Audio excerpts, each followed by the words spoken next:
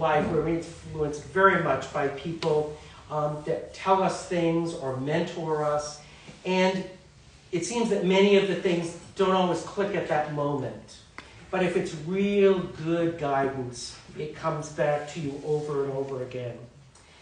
And this is what's happened to me, and it's my ongoing relationship with Mildred Burrage. My comments and reminiscences that I want to share with you are not really about me so much as they were what I saw from Mildred Burrage, but that's the only way I can get them out there, what happened to me being around her. In those experiences and guidance, it affected a lot of young people, and I'm not alone in that. My grandparents, Frank and Irene Metcalf, were Wiscasset residents. They first met Mildred and Madeline in 1940, when they sort of blew into town. My grandmother worked with Mildred Burrage at Lincoln County Cultural and Historical Association, as it was known at that time. At that time, Mildred's vision was that history and contemporary art and craft were all one.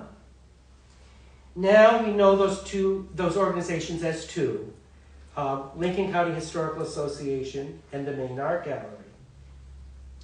When I was a boy of about 5 years old, I was coached and taught to step up to Mildred Burrage and shake her hand and say, "It's lovely to see you, Miss Burrage."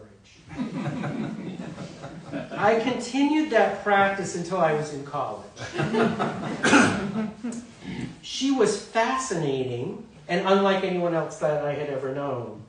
She spoke in quite a proper manner, and she used old phrases like, "You simply must look closely at these pictures and find out what the artist is telling you."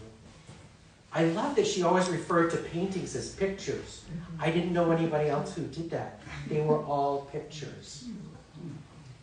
My grandmother worked in all the areas of the organization, from giving tours at the old jail and Powderboro Courthouse to sitting at the Main Art Gallery.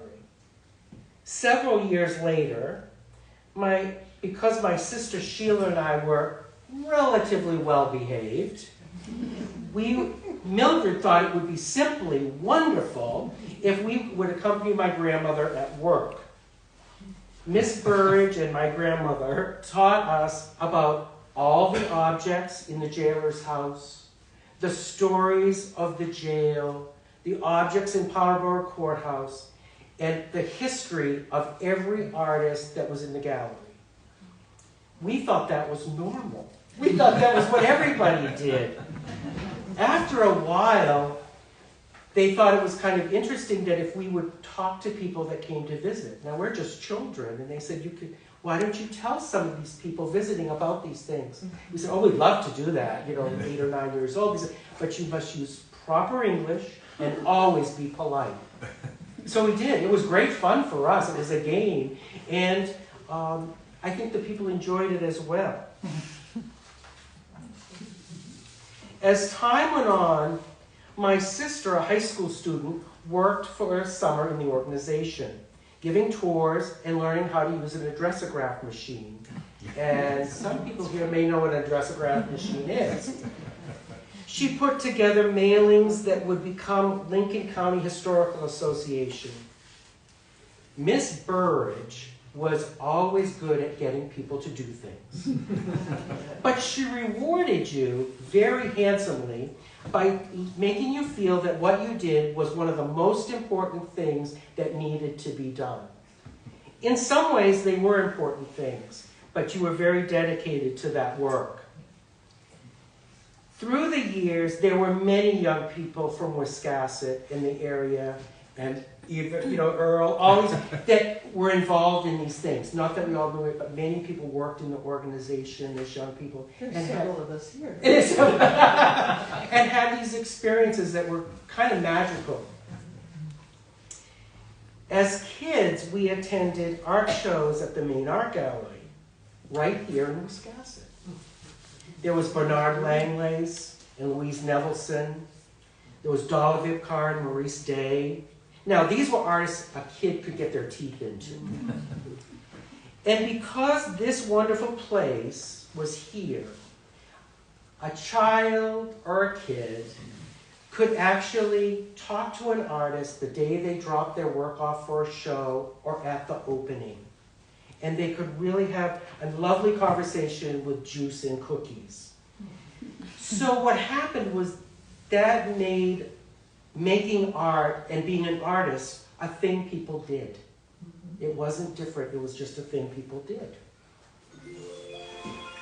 At 17, I was accepted to Parsons School of Design. And before I left for New York, Miss Burrage had me over for tea and explained how lucky I was. I thought I knew it, but I guess I didn't know quite how lucky I was. She said, I must simply see everything and do everything. When I was in New York City, and I must not take no for an answer. I wasn't completely sure what that meant, but I agreed to it, and I never forgot she said it. She also said, you don't always need an invitation. Sometimes you need to write your own. It was a while before I figured out what that was about, but it's true. So I'm in New York, and I'm sitting in a class where they invited very special artists to speak to us and to give us insights, and I had a revelation. I was sitting there, the young guy from Maine, from a little town, flanked by my buddies from the city. The moderator introduced this very important artist, and she walked across the stage, and I went to my buddies, I know her. And they said, of course you don't know her. I go, I do. That's Louise Nevelson. And she told me how you could make art from picking up stuff and putting it together. And at that moment, I had the revelation that the main art gallery was a portal to the rest of the world's art.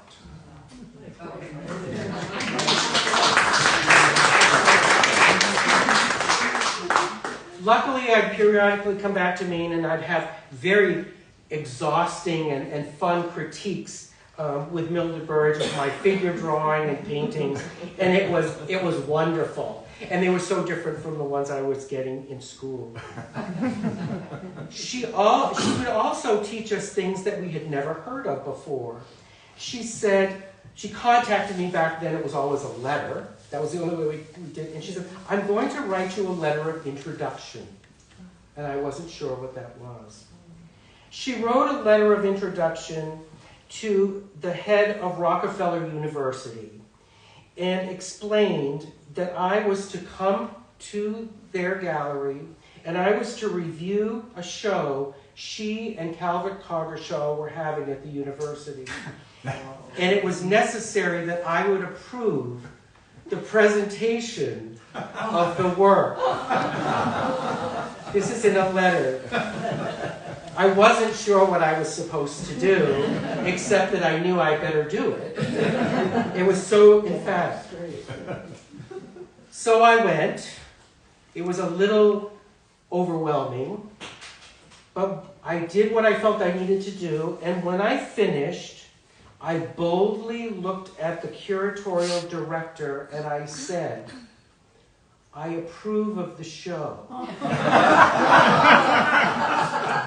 I don't think anything needs to be rehung.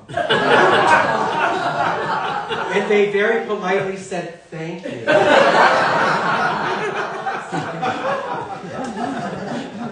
I knew that I had to tell Mildred that I had asserted my opinion with confidence.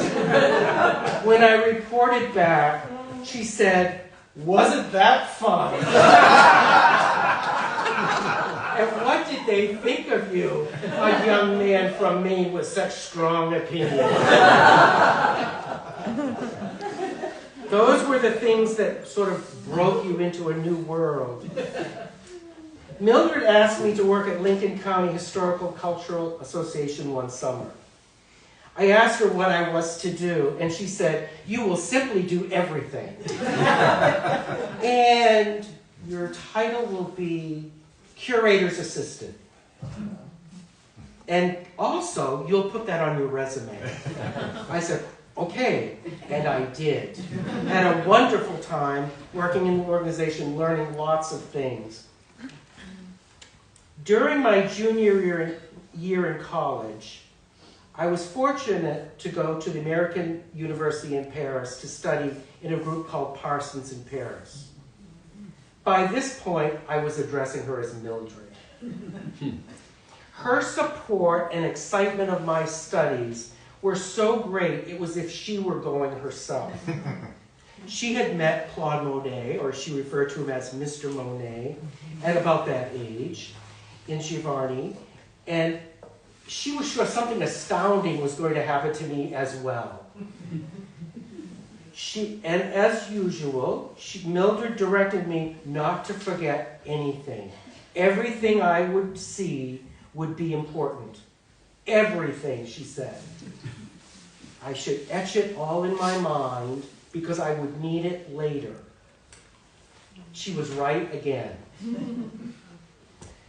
Then this continued, and later when I was first teaching art in public elementary school, she provided me with endless amounts of worldly reference materials that she felt would help my students.